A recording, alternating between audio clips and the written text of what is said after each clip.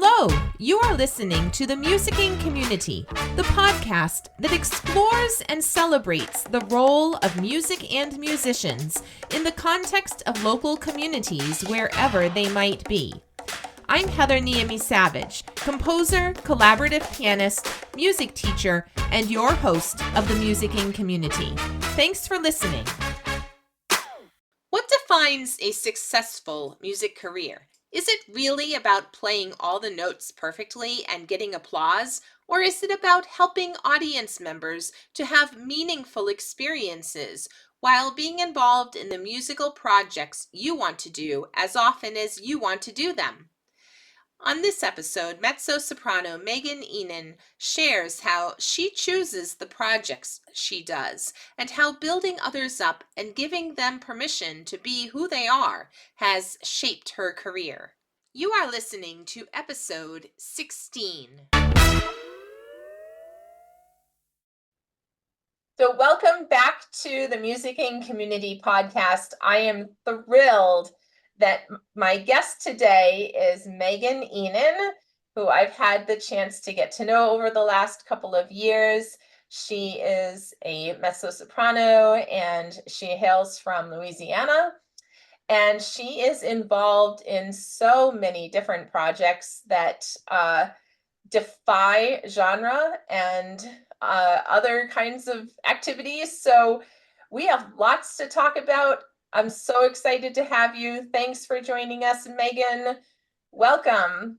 Thank you, Heather. This is like such a pleasure to be on your podcast. And I always enjoy our conversation. So I know that this will be, just an extension of that. And we're going to have such a great time chatting. Yeah. It really is like getting together with a friend. Just, we are over Zoom, but it's sitting in on a conversation and yeah, so excited. Exactly. So, I have not been able to sit down with you to hear you tell me about all the different things that you have your fingers in. And you're just so busy with different ensembles that you're working with. And let's start off with your singing related projects. Sure. So, what do you want to tell us about? Well, you know what? Before I even do that, because I usually ask my guests, how'd you get involved in music anyway? Yeah, absolutely. So I'm definitely the product of a musical and theatrical family, and I am from Iowa originally. My parents are both in the arts. My dad is a theater and drama teacher who took on the executive director role for a statewide theater drama debate organization. And my mom is a professional collaborative pianist. Okay. And she played for all of the choirs at my high school for many, many years. And then now she likes to say that she quote unquote graduated, where now she works at Drake University and she is a collaborative pianist there for many of the studios and also for the choirs. And so I grew up in a family that obviously prioritized the arts, but also prioritized arts education. And I got involved. I took lessons. So I took piano lessons. I took viola lessons. I still play my viola. I don't do it professionally, but I really fell in love with singing and had so many amazing musical experiences. And I really thought that leaving high school, I was going to study music and become a high school choir teacher, because, when we feel that way, we always want to be like, I'm going to do this thing. I'm going to do this thing that was so important to me. And then as I pursued that more and more, I worked, with amazing voice teachers. And I had a voice teacher who was like, Megan, have you ever considered performing? And coming kind of from that perspective of, Midwestern and arts education, I just didn't think that was available, right? I just was like, oh, well, other people do that, not me. And so I love to tell this story because like my voice teacher being like, have you ever considered performing? And my dramatic soul, I was like, I don't know. Do you think I could? Like, and she was like, I think it's worth a shot. like, I wouldn't be suggesting this if I didn't think so. Like she clearly saw something in me that Right. loved to perform. So and so I think the reason that I also really love to tell that story is that that voice teacher who was working with me as a high school student in the middle of Iowa, saw something in me and encouraged it. And I always say that she gave me like the best permission slip of my life. Mm, Somebody said, "Have you ever thought about this?" And there was no, "You should do this. I think that you are going to have a career, blah, blah, blah." Just, "Have you ever considered going after it?" And I was like, "No, honestly." And then, and that really laid a framework or a foundation for me about what it's like to show up for myself and for other people and yeah. encourage our music making, our artistic practices. Be the person who gives out permission slips that just says, "Hey, do you want to go after this?" Right. You never know how it's going to go, and you can just let people know that you're there to walk alongside them. We're all going to try and pursue these creative impulses that we have. Let's see how they go. So, Right. that's I like went to undergrad in South Dakota. I did my master's at the Peabody Conservatory, and that was like a really, really powerful space for me. And living in Baltimore after I finished my master's, that was really the time for me that I learned a lot about myself as a musician. I got really involved with new music in Mm, Baltimore. It feels like a musical hometown for me, like a musical home base in a lot of ways, right. because that time period where you're hungry and you're just, especially in the new music space, you're just making things happen. Right. You're like MacGyver out there being like, "Yeah, two Yeah. matchsticks and a piece of gum, and we're gonna have a new music concert." And like, so That's a I, great analogy. yeah, like, I was around that kind of Baltimore in general is a DIY kind of culture, and like new music is kind of a DIY kind of culture. So there's not as much, people are going to run into this no matter what. You're going to run into gatekeepers and stuff. But I felt like I was in communities where the door was open. People were like, "Well, just try it. Right. Just you're the only one who knows whether or not it's gonna work." Just, and there wasn't I didn't feel as much pressure to be like anointed, as you can feel in other subgenres of like classical, music. Like, and Yeah. so that was really helpful. So I still sing traditional rep. If I'll sing a Mozart requiem any day of my life, right? I love all of that. But new music, contemporary classical music, experimental music always offered me this place to just be like, "Well, try it, go for it." Like, and being a singer who, likes to work on complex rhythms or likes to sing in lots of different timbral ways or Right. tone, playing around with that is exciting to me. So it made a lot of sense for me to be like aligned with this particular area of classical music or new music. And I've just had such a great time doing it. So I know that's the long-winded like story from, you know, being like, "Oh, well, this is kind of all of these moments of learning that something's available to you, that you can try it. There's Right. no expectation. There's no, oh, it's totally going to work out the way you thought it would." But there's more like, "Well, try, go for it, see what you can make happen." Right. I think I'm glad you gave us that long version because I think that already you are hinting at how this shaped who you are as a musician, in your holistic musical approach, and that the background that you have with your parents and the education aspect of music and the heart for education, but Mhm. then also the passion and the love for performing, and the willingness to experiment and try things out and encourage other people, that this all fits together.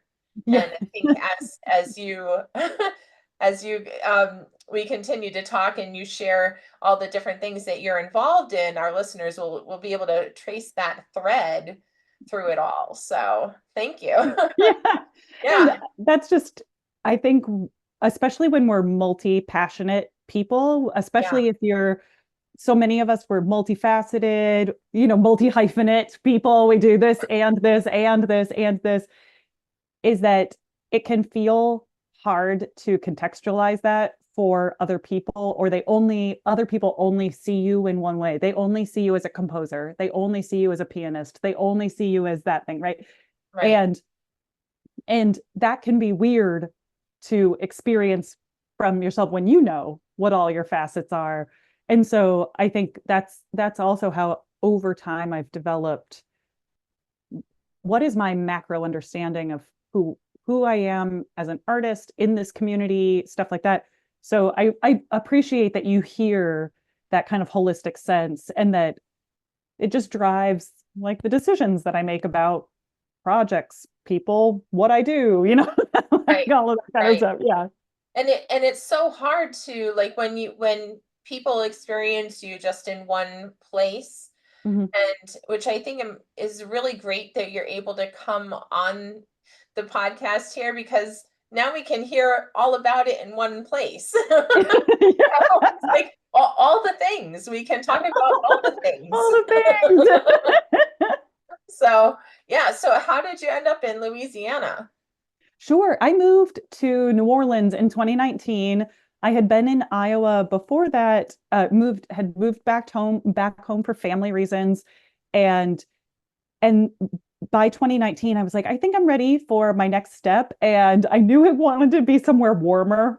So I have kind Okay, of like a yeah, palm tree rule now that I just want to be in a warmer climate. And I had a bunch of gigs like around New Orleans during that time.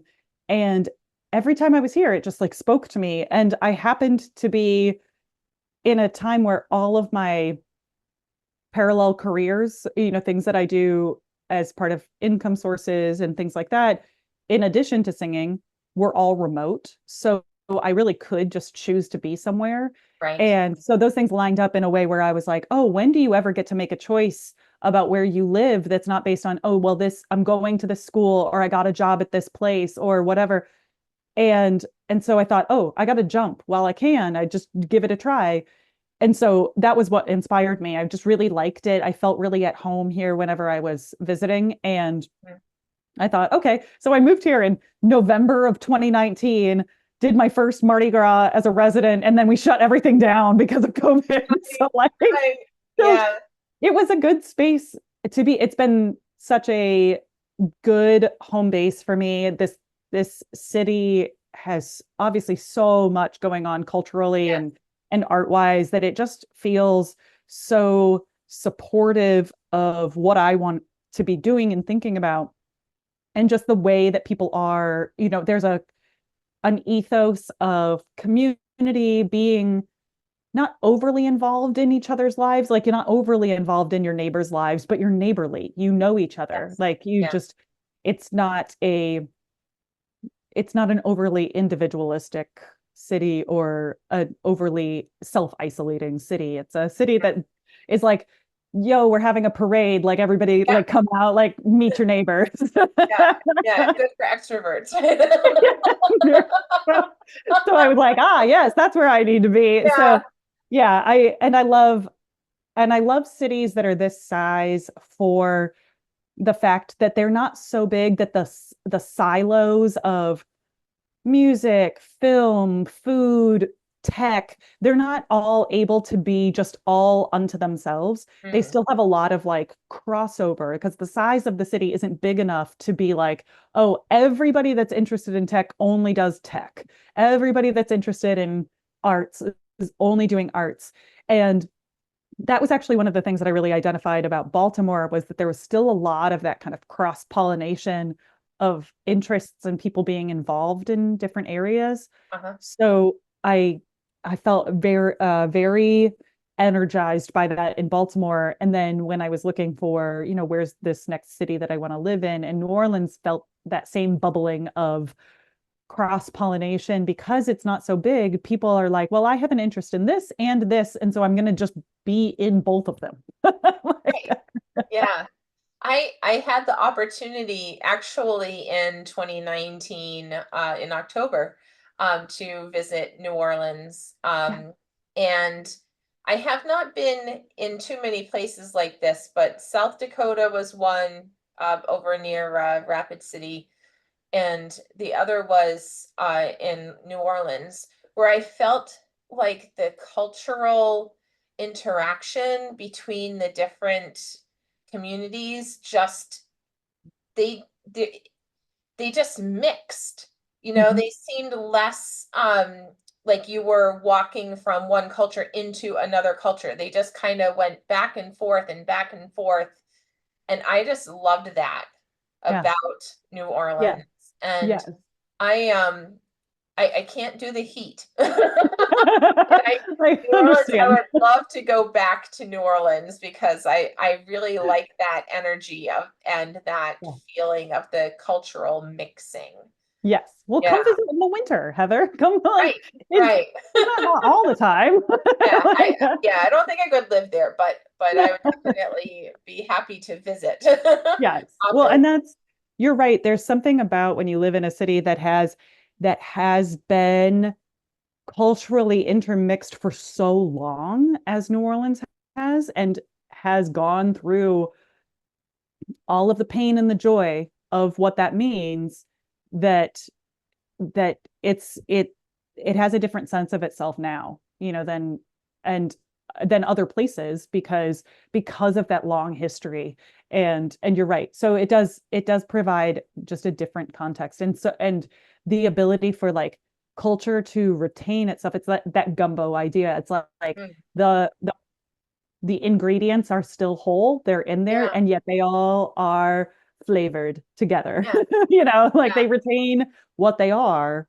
They don't dissolve into each other. They retain, but they all mix together. And like, yeah, and I that feels just like something I like being around. I want to be in this community. I want to be a part of this community in that way. yeah, yeah. And I think that also gets back to that thread of, encouraging people to be who they are. Mhm. And, so it's finding out who you are, you have your identity, but we all mix together and Yeah. flavor each other. And Yeah. I love Yeah. that gumbo analogy. I love gumbo too. Yeah. Yes, me too. Yeah. All right. So, where shall we start? Do you have a particular ensemble you want to tell us about first that you're involved in? I think using like the segue of kind of history into things that we're doing is that around 20, 2013, 14, 15, around in there, I had been doing a lot of like freelance singing, and I wasn't singing. I was singing sometimes with ensembles that would bring me in kind of regularly, but I didn't have any of my own where I was kind of a artistic deciding member, right? I was brought in to do gigs, and Right. I could feel like that was very important. I love freelance gigs. I love going to sing with other ensembles, and at that time, I didn't have this part where I got to have the vision and make choices about programming and all of that kind of stuff. And so I started opening myself up to those conversations, and saying, okay, well, maybe it's time to like start an ensemble. And Alan Tyson and I started or met and were talking about things around that time, started our band that we're in, which started out as Megan Ihnen and Alan Tyson Present, because it had a really interesting kind of business model, essentially. We'll talk about that in just a second. But um, and now we're called MIATP because it's an evolution, right? And so Alan and I were talking about doing a gig together or working together in an ongoing way. And I told him that the churn with which I was learning music and performing music, it's like was so high. I was doing Yeah. hundreds of scores in the year, right? And I was Right. just like, and so I was like, listen, I would like to work together, but if it's going to add to that, I'm not really looking for that in my life right now. I've got a lot of like I learn something, I perform it, and then we never get to do it again. That one and done Right. feeling that happens in new music so much. And I said, hey, I'm really interested in cultivating or crafting like a show. I want an evening length performance or something like that. And then I want to tour that all Mm. over the place. And that's like the thing that I don't have in my performing life right now. And I'm interested in making that. If you're down, Yeah. let's make this happen. And Alan was like, that sounds great to me. I like, he Ah, was like, because he also, has all these facets of his life, so having something where you really get to like live with the music right. and then do lots of different performances, lots of different places was really appealing, because then you get to really focus on the rep and then introduce it to lots of different listeners. And that was a guiding principle for me at that point in time, still is, but why I wanted to kind of make something like that. And so my duo with Alan has followed that. And so we're touring a show called Black Meridian now that I really love. And it has the pieces are curated specifically for this theme. And we've thought a lot about like the performance side of it and how the pieces all fit together and the story that we're making and commissioning the composers who are involved in it. And all of that is a really important aspect of how that duo functions. Right. So it's like that the performance itself is its own art form.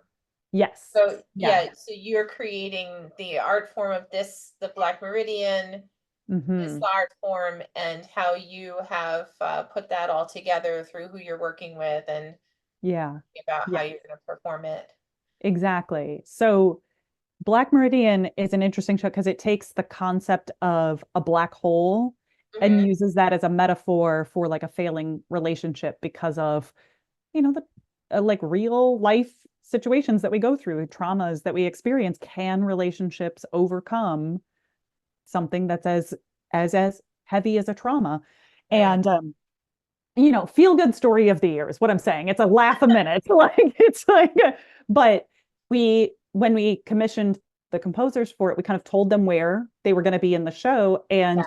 we used the concept of gravity condensing as you get Yeah. to the singularity of the black hole, and used like groove or rhythmic motivation to kind of mimic that or mirror that idea. So as we start the show, the pieces get more and more groove focused, more and more rhythmically heavy and intense as you get to the singularity where it feels like everything just kind of pauses or stasis or that feeling. So I was like, hey, and when Alan and I were talking about this, I was like, this is a story that I want to tell, and I want to be able to do this through contemporary classical performance or like this kind of post genre performance that I'm doing that I'm interested in. And so the composers that we commissioned have lots of different influences, and it moves, from and the show starts with a Sarah Bareilles cover, and like, it moves through like, so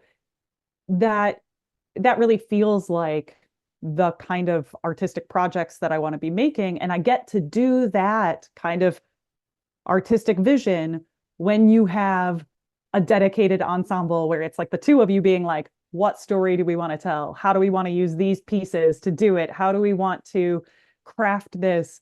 What spaces does this show up in? That kind of stuff that I can't do as much of when I'm a freelancer getting hired as a hired gun to come in and sing, with somebody else's ensemble because they're doing a piece that has voice on it, Right.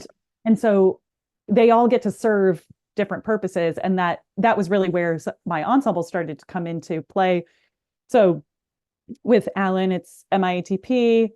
With my bassoonist colleague Daryl Hale, we have Taken Souls, which is bassoon and voice, and sometimes we do bassoon, voice, and harp. Mm. And then with Michael Hall, we have like Ihnen Hall duo, which is voice and viola. And these came about from people that I was friends with, working with, talking to, having these kinds of conversations, and realizing that we had that collective vision, that shared idea. And also one of the things that I like to say is like that we hustle the same way. So it's like Yeah. finding that person who is on your wavelength and you're on their wavelength. And you're like, okay, I feel like division of labor gets easier. I'm going to do this, you're going to do that. We want the same things for this duo. When you have conversations with people and those things start to feel really natural at the beginning, that's a duo. That's an ensemble, right? That if you feel like you're forcing those things, or you feel like you're kind of working at odds with each other, or like one of you has this vision for the ensemble and the other one has this vision for the ensemble, Right. that then that might be good projects. You have a project together and you want to like perform that, but then that might be the end of it. That's the Right. chapter close, It right? might It not doesn't have be to be, sustaining. yeah, an Yeah. ongoing thing. And and then there's also the version where like I said, I get hired to go sing somebody's gig. They're my my Pierrot is doing this thing with voice on it. So can you come sing this piece? And I'm like, yeah, excellent. I'd love to. Right. Right. Yeah. So yeah, so you have some people where you have your ongoing projects, and then some people Yeah. are you're kind of touching, your circles will touch, but they're not necessarily integrated. So Yeah. Yeah, yeah. exactly. And I think that that works out really well because you don't, if you kind of know what you want to do with each other in that way, then it's not like you're forcing something. If you realize you just want to do a project together, go do that project, get it booked, and then be like, that was great. Like move on, Yes. do the Yeah. next. And like you can come back together. You have no idea where it's going to go. So you might actually do a project and then come back together 6 years later and be like, hey, this seems right for us. Let's do another one. And we were kind of talking about this before we started recording, but that idea of a, accumulating experiences over time, the maturity of being into your career a little bit more makes you realize that like not everything has to be rigid or set in stone. You can have a project and you can like set it down for a little bit and then 8 years later come back and be like, you want to do this one again? Like, Right. Yeah. yeah. That's awesome. And that accumulation you have now, you have met so many people and worked with such a diverse group of people that um I'm sure when people are calling you to sing, they're like, "Oh, this would be great for Megan." And There's a I feeling. hope so. Yeah. Um, and so those one-off projects that happen every so often, it's like, oh well, I know this person, I know that I can call them, and kind of have them in your back pocket, even if it's not something that has to be happening all the time. Exactly. Yeah, Exactly. Yeah. that's great. Mm. So where are you going when you take these different performances on tour? So I think a lot of it is just, knowing who wants to book the kind of music that you're doing. And a bunch of my ensembles, because I work a lot in contemporary classical music or experimental classical music kind of areas, I'm getting booked for universities and colleges that have a series or a festival, and then they also want to have like a performance, and then they want to have educational offerings that go along with that. So you're doing master classes or workshops or working with composers, that kind of thing. And then there's the extant organizations that are series, festivals, venues that book contemporary classical music. And so you're pitching them, you're reaching out and you're saying, I have this show, I want to come do this here. And those are the areas that you're showing up in the most. So then you were saying that your significant other does a lot in like the rock genre, and you just have to figure out like who books for the type of music that you play. Does it happen in bar venues, in like concert halls, in classical music spaces, in rock spaces, in whatever kinds of things. So like Alan and I do part of our duo is like lots of like contemporary classical stuff, but we also have this EDM side. So Yeah. we do like, so to get booked in EDM spaces, you're pitching festivals and like other DJs who would be touring that want you to open or whatever, that kind of thing. You have to figure out who books this thing, you know, So and how then do pitch you those figure that people. out? Like when if you're doing a search, like So a lot of it is obviously relationship building when it yeah, comes to, especially colleges and universities, is pitching people that you probably have had some sort of relationship with, you met at something, you followed up, and then, or of each other, like of each other because of social media, and especially the colleges and university side, if I'm pitching somebody saying like, hey, I know that you have this festival, I'd really like for you to consider MIATP for your performance, like for an upcoming performance, right, and here's what we're doing, does this fit into your goals? And usually if it's the universities and colleges side, like I said, they want us to come because we also have these educational offerings. right, So I make sure that they know, oh yeah, Ellen and I do all of these lectures, workshops, whatever, master classes in these topic areas. So when you bring us, we do all of this, right? And the for venues and series and festivals, I a lot of that is like you build an awareness of that along the way. You're applying to all the things that you know about, and then you learn about more and you talk to people and you're like, what have you been to? What did you go to? Like, right, where have you performed? And then thinking about, okay, well, who are some other ensembles or people who play kind of similar music to what I do? And then where are they performing? Okay, I'm also going to pitch those venues because we're similar enough that obviously they have an audience for that kind of right, music. right. So it makes sense that we would be in the same, you know, performing in the same venue. Um, so there's a lot.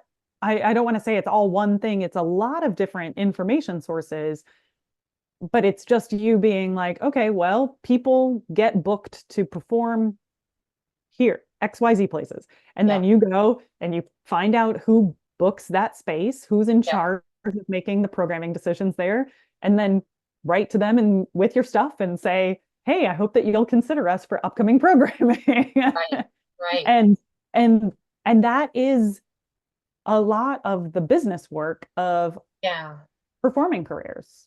right, If you are not if you are not a managed like artist, if you have to create your own opportunities, as pretty much most of us do, right, then then it's your responsibility to connect with the person who makes those decisions and let them know that you're available, right? So that you right, can do that. So you prepare your materials. So things like having documentation so that you can send them a clip of you performing somewhere and they go, oh, this makes sense. Yeah, this is kind of in the vein of what we program here.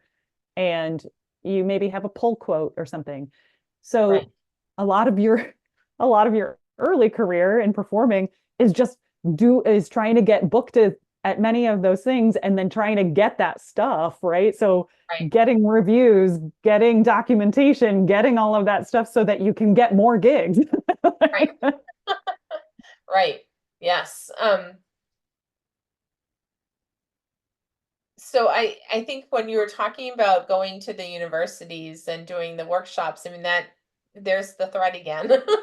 Yeah. There's your music education passion showing up Well, there. and also just realizing that knowing what the person you're trying to work with, what is their goal? What's Yeah, their need? And if the person I'm talking to is an educator, they want educational experiences for their students that are going to give their students an advantage in the world outside of that school. And right, so it makes a lot of sense to be like, well, hey, we do this. I'll do a voice master class. I can do a music entrepreneurship workshop, all of that kind of stuff.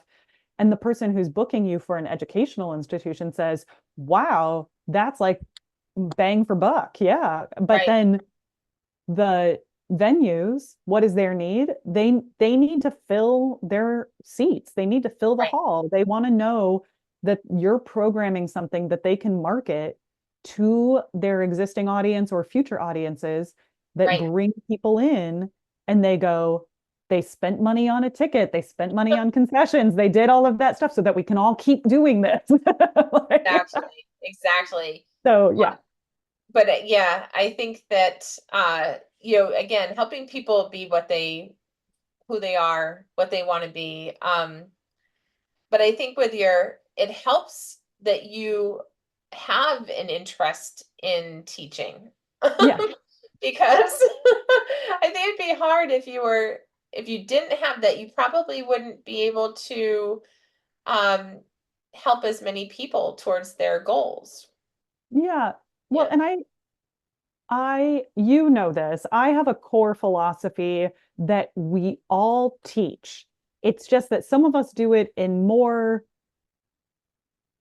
robust institutional frameworks and some of Yeah. us do it in more open frameworks, right? And Right. so I think because you can't go through life without passing on information and knowledge to other people. I mean, it'd be very hard. You'd have to be very like hermit like to never like tell somebody something like like, and so you may not be called to teach in a classroom setting or in an institution, but you're very much called to share your thoughts on social media or write an article or you know uh, pass some information on to a, a mentee, somebody that comes to you and says, hey, I like what you do, can you tell me how you did that? Right. And you go, sure, yeah, here, do this thing. And all of that is teaching. And I think if you want to increase your influence, which is part of what we do when we're wanting to get more involved in performing or having a quote unquote bigger career or something like that, is what you're doing is increasing your influence. And increasing influence is about persuading people to see the world like you do, right? That we should all get to make music together. We should all do weird art. So Yeah. like, so It comes doing from a podcast, yeah, a is the heart same of thing. yeah, the heart of wanting to build people up too, though.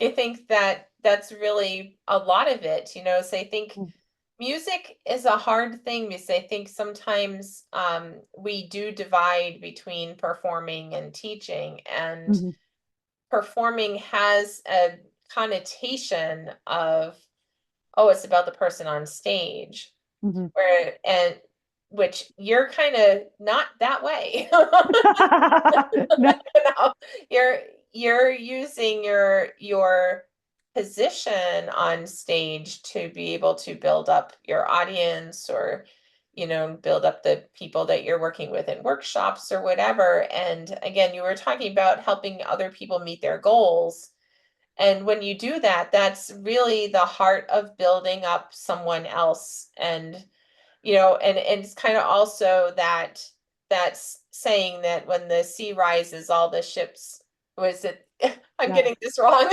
No, you're right. A rising tide lifts all boats, right? Is Yes, yes. yes. Yeah. So in helping to build up other people, that is expanding your career and expanding your influence, but the motivation for that is in helping people, which I think is amazing. Yeah.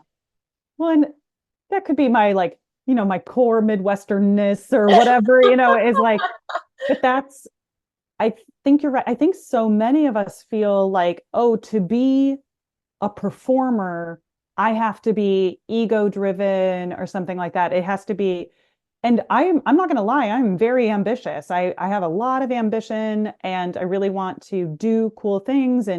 But but that you're right, the same quality is I find that active performance is about serving other people. Mm. It's like, here are all these skills that I built.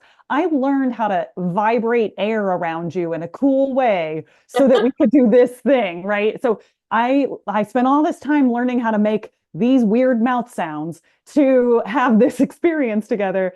that's where that comes from, is like when people ask me about how do you get over stage fright or how do you get over like performance anxiety or something like that, these were my paths to it, was to realize that I am serving the person who is there. They spent money, they made choices about their time, maybe taking like time away from their kids to come sit in that room and be like, I'm going to go engage with some art. And like, and I'm doing stuff that they have likely never heard before, right? They have no familiarity with this piece that I'm about to bring them. They're going out on a limb to try this thing, right? Yeah. And the way that I get over, being stuck in my own self or getting all up in my getting stuck in my own brain about it, is like, no, no, no, it's my job to show up and then craft this experience so that we're both coming out of it transformed, right? It's not about me. It's about, hey, I do this cool thing and I'm so excited to share this with you. Yeah. Also, the composer wrote this amazing thing and I want to share that with you. And I'm doing this so that you leave this concert hall, whatever space, changed in some way, right? Right. That you feel rewarded for the Right. time that you gave to that experience, right? So that that listener feels like, I think about the world differently, or I think about myself, or I processed some feelings. That's what Right. art does for us. Right. And if I can remember that that's really my job, is when I'm out there, it's not about look at me and like how Yeah. great I am, please validate me, Right. like set that down, because you're doing work to create this moment where people come together and then change their emotions, their thoughts, their feelings in some really positive way. They leave that and then they're like, they might be a different human after that. And like Yeah. that, like what power, but also like that's a lot of responsibility to, and then you can't be bothered with like, you're still gonna feel it. You still have the anxieties and stuff like that. But if I'm like, no, no, no, that's what I'm here to do, then I go out there and I'm, you know, performing the composer's intentions to the best of my abilities Mm. so that everybody in that room, my colleagues, myself, and the listeners, who I think of as kind of like we're all in that together, Right. is that we're all leaving that feeling like, oh, we did this. Like we did something together. I am transformed in a positive way. Right. Right.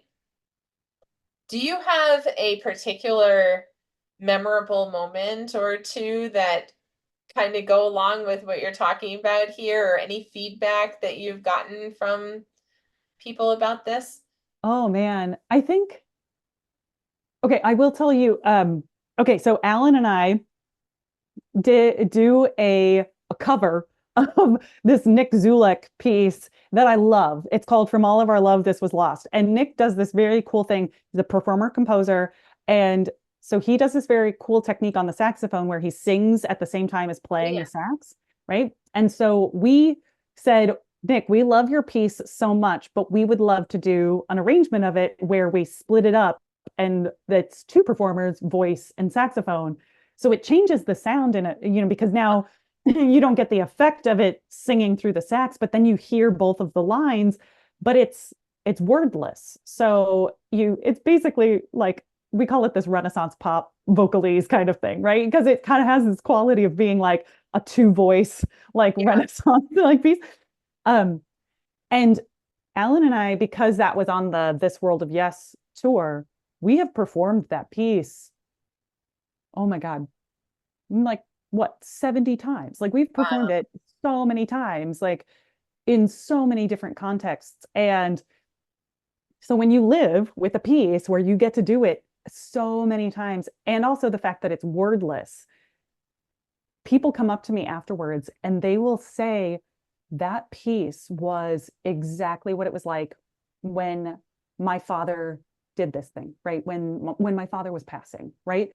And I'm like, that's not at all the story I'm telling in my mind when I'm singing it, Right. but that's the story that they had during that piece. And they'll come up and tell me like deep, deep, complex stories about what they thought while we did that piece. And Right. I'm like, that's exactly it. You're right. Isn't that crazy how it does it? And like, Yeah. it just, it's not my job to tell them what story to have, right? Right. It's that they told me when you did that, I, that woman, like, she was like, that unlocked it for me. Like, I thought about it. And so those are the kinds of things where, yeah, the thing you might be performing might be super narrative. It might be very clear what the story, quote unquote, is that you're telling in that piece, but you don't know what the story is that somebody's having with it at that Right. moment, Right. where they went in their mind with it. And and when they tell you that after the performance, it's so, I mean, gosh, Heather, that's like addictive, right? As a performer, you're like, this is amazing. This is everything I've ever wanted, right? Like, is just to hear that somebody had that kind of moment.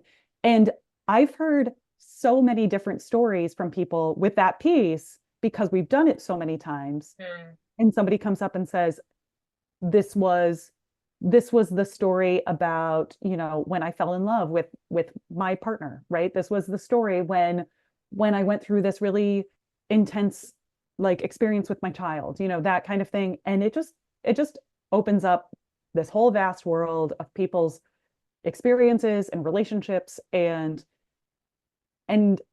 it's that's the kind of stuff that as I go as a performer, that it's not about, oh, did I sing that perfectly? Like, I'm trying my hardest to get it like 100% the composer's intentions at every single moment, but I prepare so that I can be in that moment, Yeah. doing it so that I'm available for those things, the next part, which is the people's stories, what they're having with it, and less, that's the whole why we practice the way that we do, so that we get to performance and then you're available for the next part, the what happens in Yeah. performance, versus, did I get 2 gold stars for this? Like, am I good enough for you? Like, because Right. if that's the metric, then that's so hard. Like, we're never going to be Yeah. like perfect and all of that stuff. It's just impossible. So Yeah. And that's not how people are coming into music anyway on a general yeah, basis. And I just finished reading a book by Eric Booth, yeah, um, called The Music Teaching Artist's Bible. And yeah, yeah, he talks about, the goal being helping the people to have a personal, meaningful connection with music. yeah, And yeah. really that's, and as a performer, that's what you're talking about right now, is Hmm. those personal, meaningful connections. And you don't know what those meaningful connections will be for each individual, but to know that they had them, you Hmm. you did your job, Yeah, yeah, it's not gold exactly. stars, it's the were you Yeah, able to have a meaningful connection with this. yeah. Yeah. Well, and that's so much of what I talk about in coaching, working with performers and composers, is what is the most meaningful outcome to you for this? And so, like I said, I've got goals for myself as a performer. I want to perform in this space. I want to win this award. I want to work with these people. Those are things that you can put on a list and you can work towards those. But the most meaningful outcome is, I get to perform at this level with these kinds of interactions as frequently as I want to, right? That's the most meaningful outcome. And so that allows me to have the kind of career where I get to be really um, satisfied or fulfilled in all sorts of different ways. It's unrelated to how many people filled up the hall. I'm not judging, am I having a successful career because 10 people were there or because 200 people were there? I'm having a successful career because I get to sing the kind of music I want and have these kinds of experiences as frequently as I want to, Mm, right? I don't mm. have to do it more than I want to, and I don't do it less than I want to, right? Like those Yeah. kinds of things. But that's also where that comes from in coaching so much is, can we get clarity on what the most meaningful outcomes are to you so you can feel fulfilled, or you can feel meaning in your music career that's not dependent on how many tickets were sold. Those are useful things to know. And especially if you run an arts organization, those are things we track. But that's different than knowing whether or not you're fulfilled in what you're doing. I will continue my conversation with Megan Ihnen on our next episode, where Megan will share about her work with the Live Music Project. I hope you'll join us.